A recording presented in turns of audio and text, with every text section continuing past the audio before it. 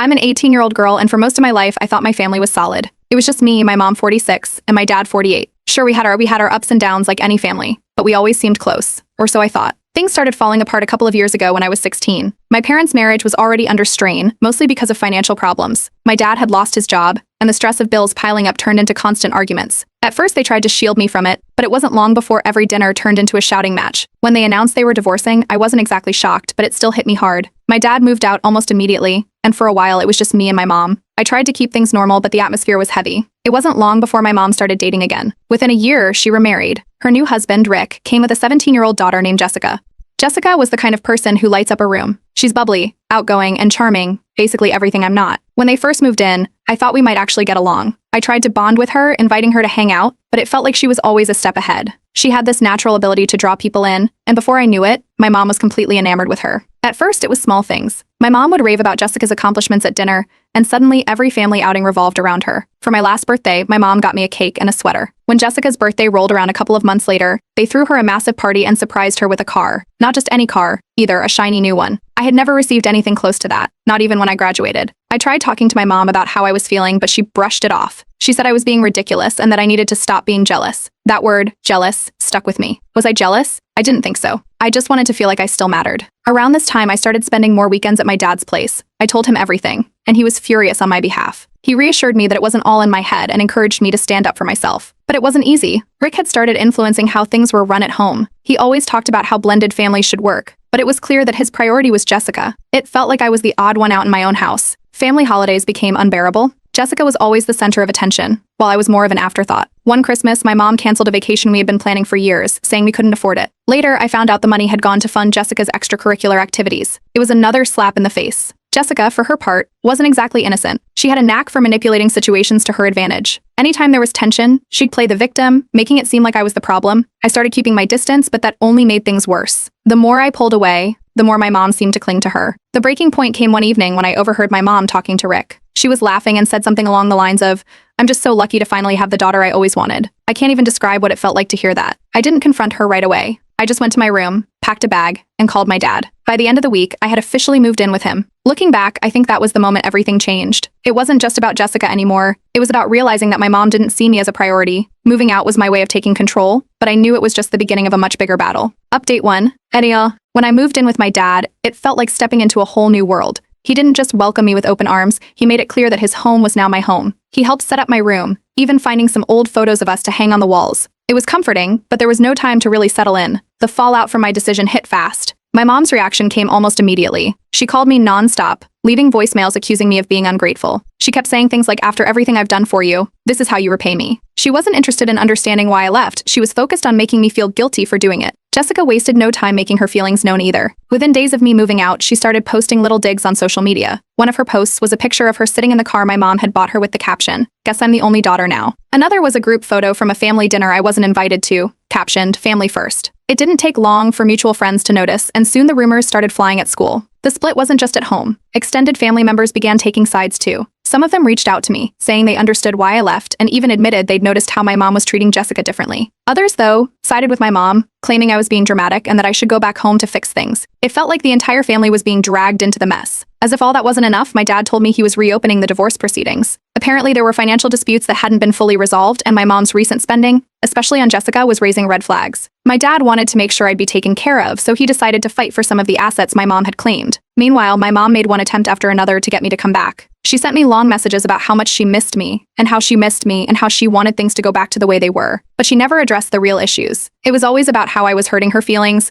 not about the favoritism or the way she'd prioritized Jessica over me. My dad suggested I try therapy to process everything. And honestly, it was a good idea. Talking to someone neutral helped me untangle a lot of what I was feeling, but it also gave me the confidence to start standing up for myself. I stopped answering my mom's guilt-tripping messages, and when she brought up Jessica, I shut the conversation down. Jessica wasn't giving up her games, though. At school, she started spreading stories about how I'd abandoned our blended family because I couldn't handle sharing attention. Mutual friends were getting caught in the middle, and it felt like every hallway I walked down was filled with whispers. But by then, I was starting to realize that her manipulation only worked if I let it. So I stopped engaging, which seemed to frustrate her even more. The legal proceedings brought another layer of drama. My dad's lawyer wanted my perspective on what had been happening at home. I didn't hold back. I talked about the canceled vacation, the car, and even the overheard conversation where my mom had called Jessica the daughter she'd always wanted. It wasn't easy, but it felt necessary. During all this, my mom's obsession with Jessica became even more obvious. She started posting pictures online with captions like, "So proud of my beautiful girl," and couldn't ask for a better daughter. She never mentioned me, not once. It hurt, but it also validated my decision to leave. She wasn't just favoring Jessica, she was erasing me. My dad was my rock through all of it. He kept reminding me that I deserved better and that none of this was my fault. He also encouraged me to set boundaries with my mom, which turned out to be one of the best pieces of advice I've ever gotten. The breaking point came when my mom confronted me in public. She showed up outside my school demanding to talk. She was loud enough to draw a crowd, and I could feel everyone's eyes on us. She kept asking why I was doing this to her, but I didn't take the bait. I calmly told her that I'd be happy to talk when she could respect my boundaries and left it at that. Walking away wasn't easy, but it was the right thing to do. After that, I stopped engaging with her entirely. I told her I wouldn't respond to any messages unless they were respectful. It was a tough stance to take, but it was the only way to protect my peace. My dad supported me every step of the way, and for the first time in a long time, I felt like I was starting to regain control of my life. Update 2. Not long after I set boundaries with my mom, she stopped reaching out altogether. At first, I thought it was her way of giving me space, but it quickly became clear that she was ignoring me on purpose. She didn't even respond to my polite messages about logistics, like picking up the rest of my things from the house. It was a total shutdown, as if I'd been erased from her life. Her husband, Rick, wasn't as quiet. He sent me an email that was dripping with passive aggression. He wrote about how my decision to leave had torn the family apart and how I needed to grow up and understand the sacrifices my mom had made for me. The entire email was one big guilt trip. My dad read it before I did and advised me not to reply, so I didn't. Meanwhile, Jessica was having a field day. She doubled down on the rumors at school, telling anyone who'd listen that I had left because I couldn't handle sharing attention. Some people believed her, but most didn't. My closest friends stuck by me, and a few even started calling her out for her behavior. That didn't stop her, though. She seemed to enjoy the drama and the attention it brought her. While all of this was happening, my dad's legal team was digging deeper into my mom and Rick's finances. They discovered some pretty shady stuff, like how my mom had used marital assets to cover Jessica's car payments and fund Rick's failing business. There were even discrepancies in how the child support money was being spent. My dad was furious, but instead of reacting impulsively, he let his lawyer handle it. My mom, on the other hand, decided to take her grievances to social media. She posted a long, emotional status about how hard it was to be a mom and how ungrateful children can be. She didn't name me directly, but anyone who knew our situation could tell she was talking about me. Some of her friends commented things like, "Stay strong, mama," and "Kids don't understand what we go through for them." I saw the post and rolled my eyes. It was just another way for her to play the victim. Despite all the drama, my friends were my rock. They kept reminding me to focus on myself and not let my mom or Jessica's antics get to me. Their support, along with my dad's encouragement, made a huge difference. I also started therapy, which helped me understand that my mom's actions were more about her own insecurities than anything I'd done. It wasn't an excuse, but it gave me some clarity. Then came Jessica's birthday. My mom threw her a massive party, like over-the-top massive. There was a DJ, catered food, and a professional photographer. Seeing the pictures online made me cringe. It was hard not to compare it to my last birthday, which had been a quiet dinner with just my mom and Rick. The blatant favoritism was impossible to ignore. During one of our late-night talks, my dad opened up about his marriage to my mom. He told me about how she'd always needed validation, and how her insecurities often led her to overcompensate in ways that hurt the people around her. Hearing his perspective didn't excuse what she'd done, but it helped me understand her a little better. At school, Jessica's mask started to slip. During a conversation with some mutual acquaintances, she let it slip that she enjoyed being the favorite because it gave her power in the family. Someone recorded it, and the clip made its way around. It didn't completely turn people against her, but it definitely made her look bad. Around this time, I got a part-time job at a local bookstore. It wasn't glamorous, but it gave me a sense of independence I hadn't felt in a long time. Earning my own money felt empowering, and it kept me busy enough to avoid dwelling on the family drama. The extended family wasn't staying quiet either. One of my aunts, who had been mostly neutral up to this point, finally confronted my mom. She told her she needed to take a hard look at how she was treating me. My mom didn't take it well. According to my aunt, she doubled down, insisting that I was the problem. My mom's desperation hit a new low when she tried to bribe me with expensive gifts. She sent a package to my dad's house with a designer bag and a note saying she missed me. I sent the package back unopened. My dad told me he was proud of me for standing my ground. The legal case was the tipping point. My dad's lawyer presented the evidence of financial misuse and the court ruled in my dad's favor. He got more control over the remaining assets, and my mom was ordered to pay back some of the money she had misused. It wasn't a complete victory, but it was a step in the right direction. Through it all, I stayed firm in my boundaries. My mom's attempts to manipulate or guilt me didn't work anymore. I wasn't looking for her approval or trying to change her mind. For the first time in years, I felt like I was finally free to focus on myself and my future. Update 3. The legal battle finally wrapped up and my dad came out on top. The court sided with him, granting him more financial security and partial custody rights over the remaining shared assets. It was a huge relief for both of us. The ruling exposed how my mom had misused funds to pay for Jessica's car, extracurricular, and even Rick's mounting debts. The details weren't pretty, but they were necessary to prove my dad's case. My mom, of course, didn't take it well. She lashed out, accusing me of helping my dad to humiliate her. She sent a long, angry email, claiming I had destroyed her reputation and torn apart the family. There wasn't much I could say to that. It felt like she was more upset about being caught than about the impact of her actions. The court documents also made it clear how much of her spending had been directed toward Jessica. Seeing it laid out in black and white made me feel a mix of vindication and sadness. It wasn't just about the car or the party, it was about years of choices that showed where her priorities truly lay. Some of my extended family members couldn't ignore it anymore, but others still insisted I was the one in the wrong. The split within the family became more obvious, with aunts and cousins picking sides. Jessica's popularity took a hit too. Friends and even some family members started seeing through her manipulative behavior. The video clip of her bragging about being the favorite was still circulating, and the court revelations only added fuel to the fire. People who once saw her as charming were now keeping their distance. She didn't handle it well and it started to show. One of my aunts, who had stayed neutral during most of the drama, reached out to me. She shared her own stories about my mom's favoritism and how it had affected their relationship growing up. Hearing her perspective made me realize that this wasn't just about me. My mom's patterns had been hurting people long before Jessica and I were in the picture. With my dad's constant encouragement and the support of my friends, I started to rebuild. My network felt stronger than ever. I leaned on my friends when things got tough, and they were always there to remind me that I was making the right choices for myself. I also kept busy with work at the bookstore and picked up some new hobbies, like painting. Therapy helped too. Slowly but surely, I began to let go of the guilt I'd been carrying since I left my mom's house. Things weren't quiet on her end, though. She sent me an email with an ultimatum: apologize and move back home, or she'd write me out of her life. It was her final play to regain control, but it backfired. I didn't respond, choosing instead to focus on maintaining my boundaries. My dad was proud of me for standing firm, and that was all the validation I needed. Jessica tried to stir up drama at school, cornering me in the hallway one day to accuse me of ruining their family. She was loud enough to draw attention, but instead of making me look bad, her meltdown backfired. A couple of classmates even stepped in to defend me, telling her to leave me alone. Watching her storm off was surreal. She was finally starting to face the consequences of her actions. Meanwhile, Rick's financial troubles were catching up to him. His business was failing, and creditors were closing in. My mom's household was under a lot of strain, but I didn't feel sorry for them. They had made their choices, and now they were facing the fallout. My dad kept me grounded through it all. He reminded me that I had a bright future ahead and encouraged me to focus on my education and goals rather than getting dragged back into the drama. His unwavering support gave me the confidence to take on leadership roles at school and at work. I started running a book club at the store and joined the student council. For the first time in a long time, I felt like I was thriving. When my birthday rolled around, my dad and my friends threw me a quiet celebration. It was small, just a homemade cake, a few thoughtful gifts, and lots of laughter, but it meant everything to me. Sitting there with the people who truly cared about me, I couldn't help but reflect on how far I'd come. I wasn't the same person who had packed a bag and left my mom's house in tears.